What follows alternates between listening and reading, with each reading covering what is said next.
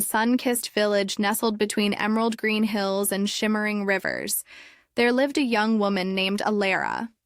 She was 22 years old, with gentle hazel eyes that mirrored the colors of the forest in autumn, and long chestnut hair that cascaded down her back like a silken waterfall. Elara was known throughout the village not only for her beauty, but also for her kind heart and gentle soul. She lived with her parents and two younger siblings in a modest cottage near the edge of the woods. Though her family was not wealthy, they shared a strong bond and found joy in the simple things: homemade meals, laughter-filled evenings by the fireplace, and long walks under the starlit sky. Elara spent her days helping her mother with household chores, tending the small garden behind their home, and reading every book she could borrow from the local library. She loved stories, tales of distant lands, brave heroes, and everlasting love. Deep in her heart, she dreamed of a different life, one filled with passion, adventure, and perhaps a love story of her own. One bright morning, as the village bustled with the weekly market, Elara decided to walk into town.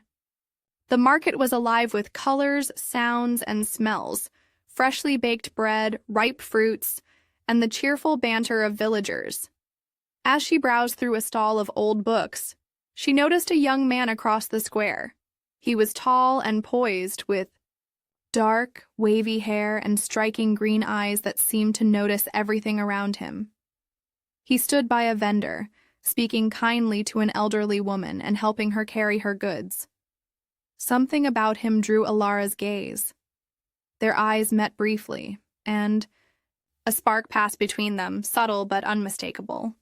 The young man approached her, introduced himself as Adrian, and they began to talk. Adrian was visiting the village from the nearby town where his family lived in a grand estate.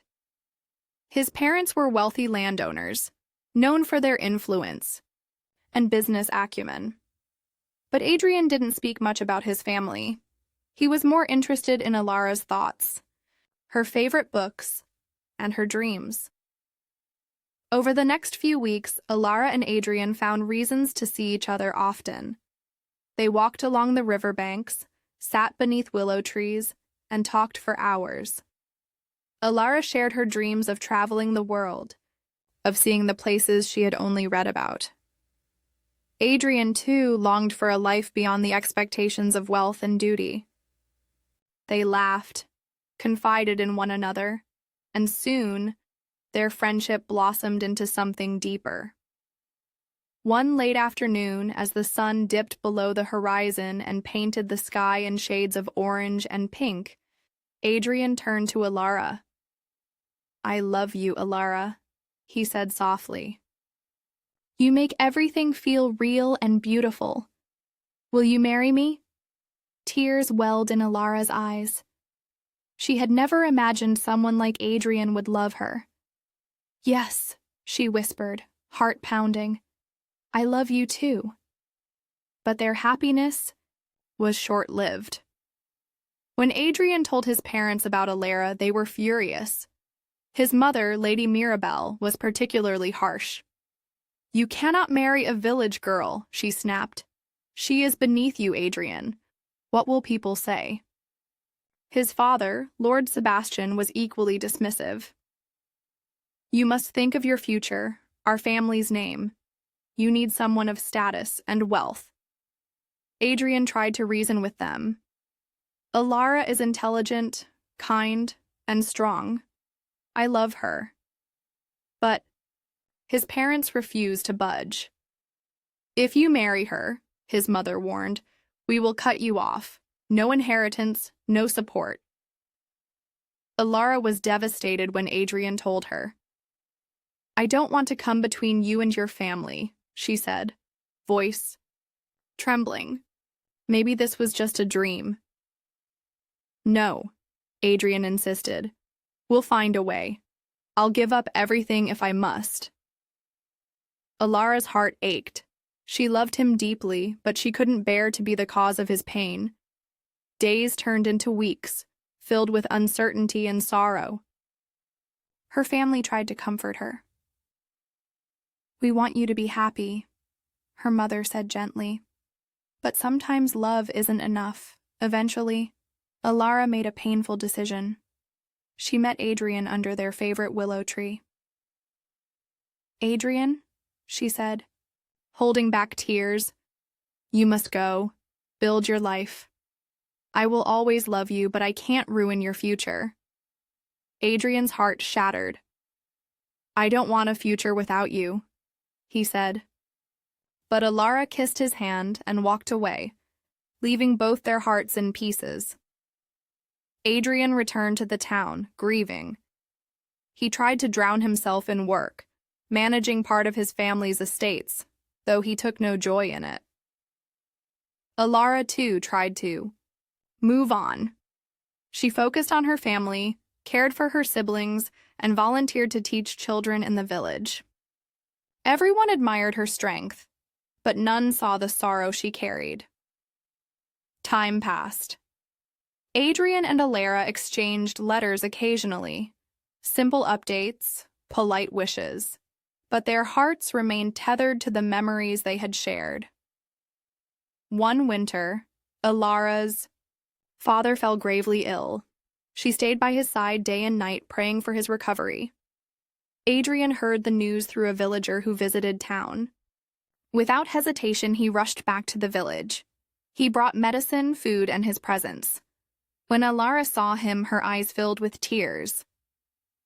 "You came," she whispered. "I'll always come for you," he replied. He stayed for days, helping however he could. Elara's father began to improve, and the old warmth returned between Adrian and Elara. They talked again, of life, loss, and love. But still, the shadow of Adrian's parents loomed. Eventually, Adrian had to return to the city. "I'll write," he promised, "and I'll return soon."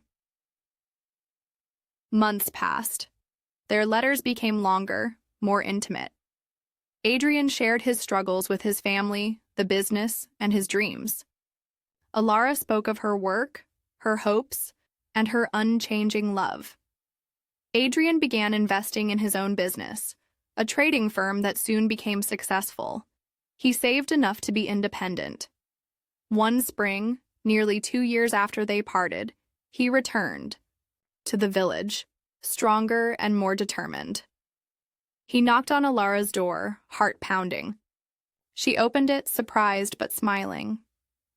"Adrian, I've come back," he said. "I have my own business now. I don't need my parents' approval anymore. I still love you. Will you give us another chance?" Elara looked into his eyes, her heart racing. "Yes," she said. "Yes, I will." They married in a simple yet beautiful ceremony. The entire village celebrated. Though Adrian's parents did not attend, the couple didn't let that overshadow their joy. They moved to the town, where Adrian continued to grow his business. Elara opened a community school for children, fulfilling her lifelong dream of spreading knowledge and hope. They faced hardships, financial setbacks, illness, the challenges of raising children, but they faced them together. Years rolled by. They had 3 children whom they raised with love, kindness, and humility. Elara taught them to dream big and stay grounded. Adrian taught them to be brave and follow their hearts.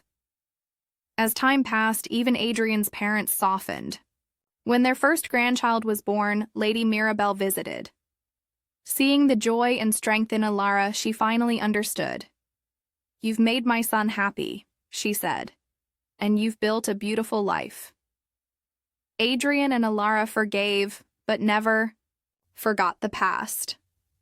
They used it to grow stronger and teach their children the power of love and resilience. In the quiet years of old age, Elara and Adrian often sat in their garden, hand in hand, surrounded by laughter and warmth. They would smile at each other, hearts full of gratitude. "Do you remember that first day at the market?" Elara would ask. As if it were yesterday, Adrian would reply. It was the day my life truly began. And so, Elara and Adrian lived a life full of love, hardship, and triumph. Their story became a legend in the village, a tale whispered to children about the girl who loved stories and the boy who loved her more than anything else. Because in the end, love, true love, is not about wealth, approval, or ease. It is about the courage to hold on, even when the world tells you to let go, and they held on all their lives.